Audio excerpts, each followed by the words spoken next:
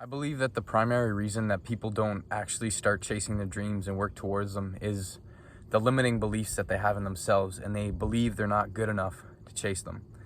And in doing so, in deciding that you're not good enough to actually pursue what you want to pursue, you take yourself out of the picture completely and take away every chance that you had to actually achieve that dream. Everything you want in life starts with believing in yourself, and thinking that you're not good enough or thinking that it's too far for you to achieve or that it'll take too long is the worst thing that you can do. Even if you can't achieve something, even if you fail at achieving it, if you put work in at it, you're going to learn something from it. And if it's something deep down in your core that you know you want to do and you know you need to do to be happy in life, then why aren't you chasing it? You just have to actually have belief in yourself that you can accomplish it. It all starts there. If you don't believe in yourself, then no one else is going to see the belief and the faith that you have in your dream, because they're going to see that you're afraid of actually putting yourself out there and starting to chase it. And it's completely understandable to be nervous and have second thoughts and be afraid of chasing this dream, but you have to have belief in yourself before you actually start to do it, to take any actionable steps. Now, a lot of limiting beliefs in us come from people telling us that we're not good enough, and experiences we've had where we might have failed and we've been yelled at by our parents or something like this, and we've wired our brain to believe that we're not good enough to chase these things. And it would just be better if we held back and stayed where we're comfortable so that we don't put ourselves in a worse position that we're in.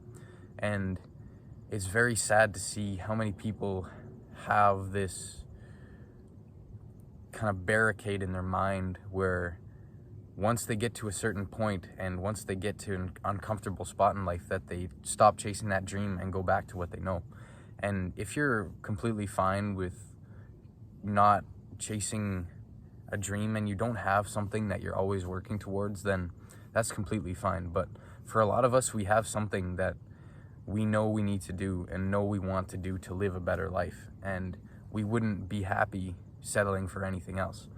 And I think even if you chase your dream and you fail at it, you're going to find something else and your dream's going to change. But because you've chased this and you've put faith in yourself and your ability, and you've not held yourself back, you've just gone for it. And even if you fail, then you've learned something, and you're still going to be here at the end of the day, unless your dream is doing some crazy stunt or something and you die from it. But most of our dreams aren't going to kill us, but not believing in your dream is going to kill you, because at least it would for me, because it'll eat away at your insides knowing that you could have done something extraordinary with your life that you've been dreaming of since you were a kid, and you've always wanted to do it.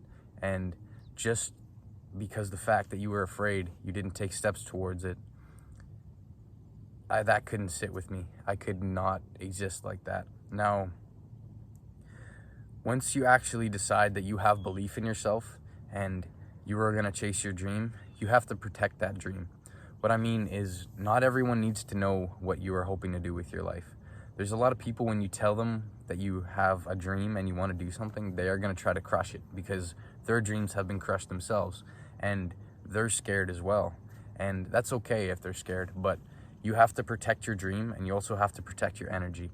If you have a very positive energy in yourself and there's a lot of good things going for you, you have to be very aware of who you hang out with and spend time with, because people will zap that energy out of you and push it down and pull you down to the level that you're at. So once you start chasing your dream, there's going to seem like people that are just preventing you from taking that next step. And at that point, you have to make a choice.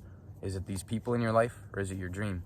And obviously, there's sacrifices you need to make at both ends. I don't think pursuing something to the degree where it cuts people off from your life, like your family and your friends that actually support you, and you're never spending time with them because you're working on your grind, or you're chasing this unattainable idea of yourself that's limited as well, and you have to do this one thing. Your dream is always going to change. You need to know that once you start chasing it, it's not going to look the way that you planned. It's going to alter, and that's perfectly fine. That's the way it should be, because that's the beauty of it. You never know where life's going to take you, but as long as you have a dream and you have something that you want to see, chase it. It won't look exactly the way that you picture in your mind, and it won't be perfect. You're going to fail over and over and over again, but it starts with believing in yourself. And the first step is healing yourself as well from these experiences you've had that puts a barrier on you and is holding you back. So once you spend some time alone, journal it out, make sure you really dive deep, and it's going to resurface now and again, but you need to actually put some time in to figure out, why am I holding myself back? What experience was it that makes me the way I am? And be grateful for that experience, because maybe if you hadn't had certain experiences in your life, you wouldn't have that dream.